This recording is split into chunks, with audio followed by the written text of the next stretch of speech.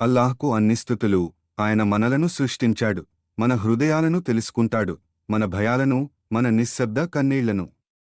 ప్రవక్త ముహమ్మద్ సల్లల్లాహు అలైహి వసల్లం పై శాంతి మరియు ఆశీర్వాదాలు. వారు మనకు లక్ష్యం, సహనం మరియు అల్లాహ్పై విశ్వాసంతో ఎలా జీవించాలో చూపించారు. నా ప్రియమైన సోదరులారా మరియు సోదరీమణులారా, అస్సలాములైకుం వరహ్మతుల్లాహి వబరకాతుహు. చాలా హృదయాలు నిశ్శబ్దంగా అడుగుతున్న ప్రశ్నతో నేను ప్రారంభిస్తాను. వివాహం మన జీవిత అంతిమ లక్ష్యమా? ఇది చిన్న ప్రశ్న కాదు. ఇది బరువైన ప్రశ్న, భావోద్వేగ ప్రశ్న, నిజమైన ప్రశ్న. ముఖ్యంగా ఈరోజు మీరు ఎక్కడ చూసినా సోషల్ మీడియా, బంధువులు, సమాజం, అక్కడ ఒత్తిడి ఉంది. మీరు ఎప్పుడు పెళ్లి చేసుకుంటున్నారు? మీరు పెద్దవారవుతున్నారు. మరియు నెమ్మదిగా, గ్రహించకుండా, వివాహం జీవితంలో ఒక భాగం కాదు, కానీ జీవిత లక్ష్యం అవుతుంది. మనం ఎందుకు సృష్టించబడ్డాము? మనం వివాహం గురించి మాట్లాడకముందు అత్యంత ప్రాథమిక ప్రశ్నకు తిరిగి వెళ్దాం. అల్లాహ్ మనలను ఎందుకు సృష్టించాడు? అల్లాహ్ ఖురాన్లో సూరా అద్ధారియాత్ ఆయత్ 56లో చెబుతున్నాడు, మరియు నేను జిన్లు మరియు మానవజాతిని నన్ను ఆరాధించడానికి మాత్రమే సృష్టించాను. అల్లాహ్, మీరు వివాహం చేసుకుని పిల్లలను కనడం కోసమే నేను మిమ్మల్ని సృష్టించాను అని చెప్పాడా? లేదు.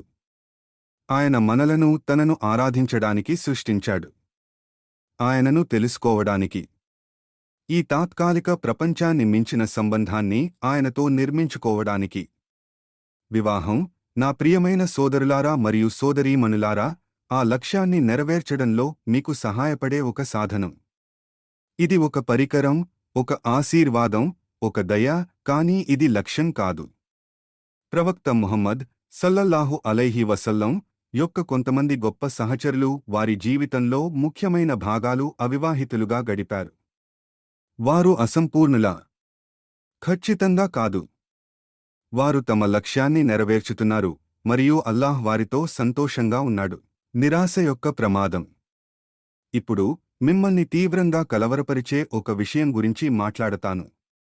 నేను చాలా మందిని చూశాను, బహుశా మీకు తెలిసినవారు ఎవరైనా ఉండవచ్చు, లేదా మీరే కావచ్చు, వారు పెళ్లి చేసుకోవాలనే ఆతృతతో ప్రతి హెచ్చరిక సంకేతాన్ని విస్మరిస్తారు. వారు హెచ్చరిక సంకేతాలను చూస్తారు, కానీ కనీసం నాకు పెళ్లవుతుంది, కనీసం నేను ఇకపై ఒంటరిగా ఉండను అని అనుకుంటారు. మరి ఆ తర్వాత ఏం జరుగుతుంది? 6 నెలల తర్వాత, 1 సంవత్సరం తర్వాత వారు దుర్భరమైన జీవితం గడుపుతారు.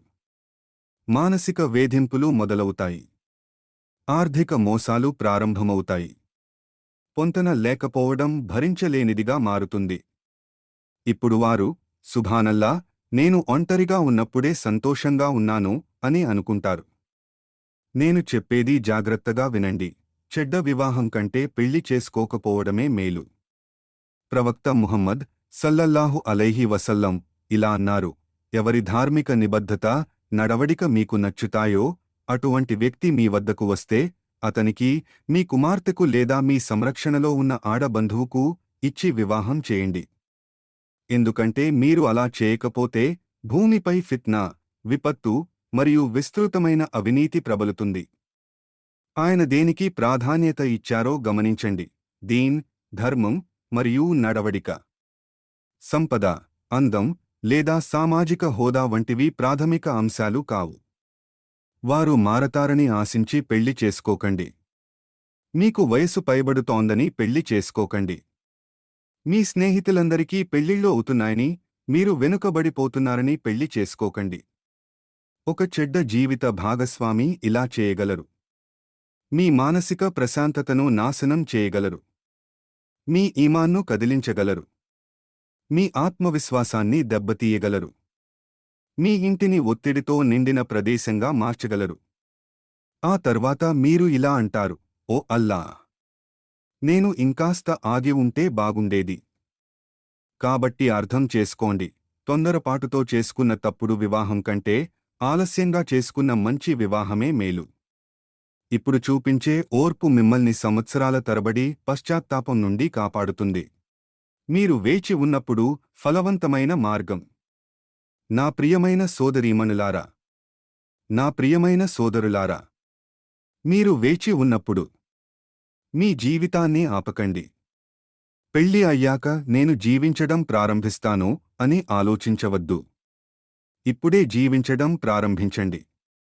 అయితే మీరు పెళ్లి కోసం వేచి ఉన్నప్పుడు ఏమి చేయాలి? ఊరికే కూర్చుని ద్వాలు చేస్తూ పెళ్లి సంబంధాలు చూస్తూ ఉండాలా? లేదు. ఈ నిరీక్షణ కాలం ఇది వృధా సమయం కాదు. ఇది సన్నాహక సమయం. ఇది పెట్టుబడి సమయం.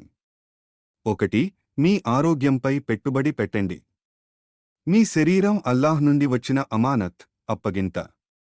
మీరు వివాహితులైనా లేదా అవివాహితులైనా, మీరు దానిని ఎలా చూసుకుంటారనే దానికి మీరే బాధ్యులు. వ్యాయామం చేయడం ప్రారంభించండి. మంచి ఆహారం తీసుకోండి. మీ మానసిక ఆరోగ్యాన్ని జాగ్రత్తగా చూసుకోండి. అవసరమైతే థెరపిస్ట్ను సంప్రదించండి, అందులో సిగ్గుపడాల్సిన పనిలేదు. మీకు పెళ్లి అయినప్పుడు మీరు చురుకైన జీవిత భాగస్వామిగా, శక్తివంతమైన తల్లిదండ్రిగా, తమ బాధ్యతలను నెరవేర్చగల వ్యక్తిగా ఉండాలని కోరుకుంటారు. కాని అన్నింటికంటే ముఖ్యంగా మీరు శక్తితో, ఉత్సాహంతో అల్లాహ్ను ఆరాధించాలని కోరుకుంటారు. ప్రవక్త ముహమ్మద్ సల్లల్లాహు అలైహి వసల్లం ఇలా అన్నారు: బలహీన విశ్వాసితో పోలిస్తే బలవంతుడైన విశ్వాసి ఉత్తముడు మరియు అల్లాహ్కు మరింత ప్రియమైనవాడు. అయినప్పటికీ ఇద్దరూ మంచివారే. 2. మీ ఆర్థిక విషయాలలో పెట్టుబడి పెట్టండి. ఈ విషయాన్ని నేను ఎంత నొక్కి చెప్పినా తక్కువే. మీ ఆర్థిక విషయాలను చక్కదిద్దుకోండి. మీరు సోదరుడైనా, సోదరి అయినా, ఆర్థిక అక్షరాస్యత చాలా ముఖ్యం. బడ్జెట్ వేసుకోవడం నేర్చుకోండి. డబ్బు ఆదా చేయండి. అప్పులకు దూరంగా ఉండండి. అత్యవసర నిధిని ఏర్పాటు చేసుకోండి. తెలివిగా పెట్టుబడి పెట్టండి. సోదరులారా, వివాహంలో మీకు ఆర్థిక బాధ్యతలు ఉంటాయి. ఇప్పటినుంచే సిద్ధమవ్వడం ప్రారంభించండి.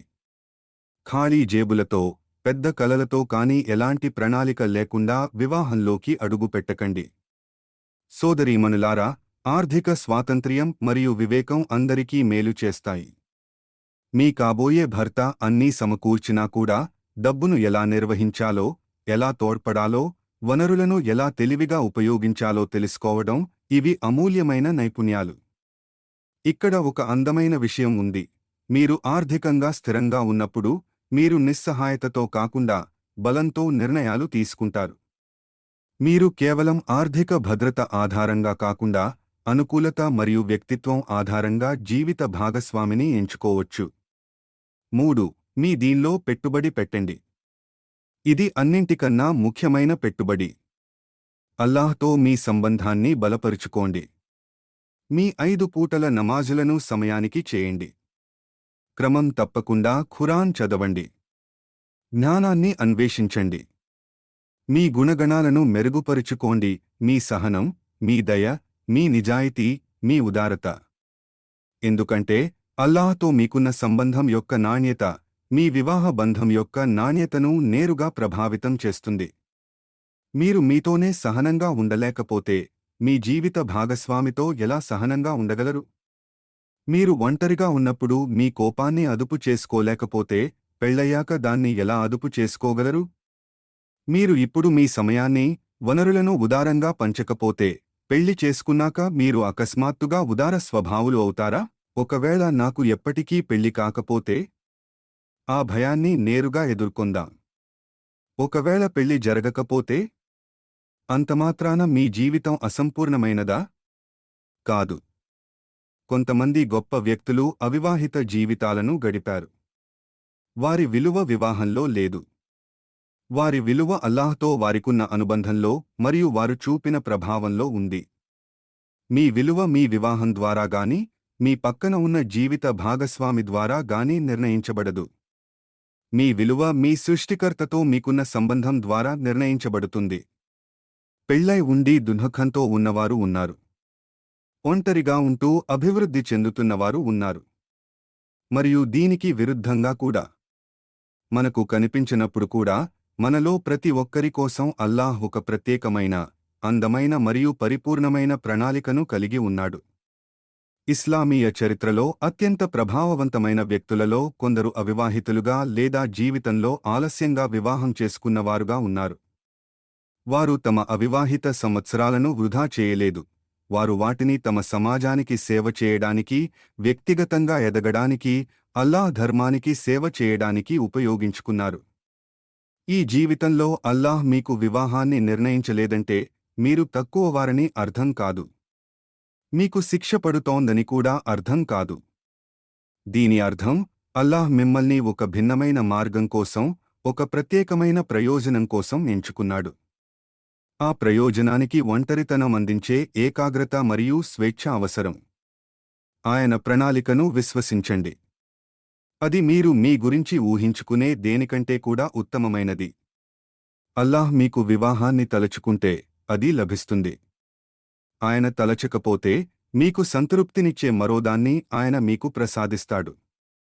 ఎందుకంటే అల్లాహ్ అల్ హకీం, అత్యంత జ్ఞాని. ధర్మబద్ధమైన జీవిత భాగస్వామి కోసం దుఆ. ఇప్పుడు మీకు ఆచరణాత్మక సలహా కావాలని నాకు తెలుసు. సరే, కానీ మంచి జీవిత భాగస్వామి కోసం నేను ఏ దుఆ చేయాలి? మొదటగా, దుఆ అనేది మీరు అల్లాహ్కు ఆర్డర్ ఇచ్చి వెంటనే డెలివరీని ఆశించే షాపింగ్ జాబితా కాదని అర్థం చేసుకోండి. దుఆ అనేది మీ సృష్టికర్తతో జరిపే సంభాషణ. అది ఒక బంధాన్ని నిర్మించడం. అవును, ఇక్కడ కొన్ని అందమైన దుఆలు ఉన్నాయి. 1 సూరా అల్ ఫుర్ఖాన్ ఆయత్ 74 నుండి దుఆ: రబ్బనా హబ్ లనా మిన్ అజ్వాజినా వ ధుర్రియాతినా కుర్రత అయునిన్ వజల్నా లిల్ముత్తఖీన ఇమామా. మా ప్రభువా, మాకు మా జీవిత భాగస్వాములు మరియు సంతానం నుండి కళ్ల చల్లదనాన్ని ప్రసాదించు మరియు మమ్మల్ని ధర్మవంతులకు ఆదర్శంగా చేయి. 2 ఒక సాధారణ దుఆ: ఓ అల్లాహ్, నేను నీకు దగ్గరవ్వడానికి సహాయపడే, నా కళ్లకు చల్లదనాన్నిచ్చే మరియు ఈ జీవితాన్ని, పరలోకాన్ని నాకు సులభతరం చేసే ఒక జీవిత భాగస్వామిని నాకు ప్రసాదించమని నిన్ను వేడుకుంటున్నాను. ఓ అల్లాహ్, నా ధర్మానికి, నా ఆరోగ్యానికి లేదా నా శ్రేయస్సుకు హాని కలిగించే జీవిత భాగస్వామి నుండి నన్ను కాపాడు. అయితే మీరు అర్థం చేసుకోవలసిన విషయం ఇది: మీరు జీవిత భాగస్వామి కోసం దుఆ చేస్తున్నప్పుడు అల్లాహ్ మిమ్మల్ని కూడా ఒకరికి సరైన జీవిత భాగస్వామిగా చేయాలని దుఆ చేయండి. ఓ అల్లాహ్, నన్ను ఒక మంచి భాగస్వామికి తగినవాడిగా చేయి. నా నడవడిని సరిదిద్దు, నా ధర్మాన్ని బలపరచు మరియు ఒకరి జీవితంలో ఆశీర్వాదంగా ఉండేలా నన్ను సిద్ధం చేయి. సమతుల్య విధానం. కాబట్టి దీని నుండి మీరు గ్రహించవలసినది ఏమిటంటే, అవును, వివాహం చేసుకోండి. అది ఒక సున్నత్, అది అందమైనది, సరిగ్గా చేస్తే అది మీ దీన్లో సగం పూర్తి చేసే ఒక మార్గం.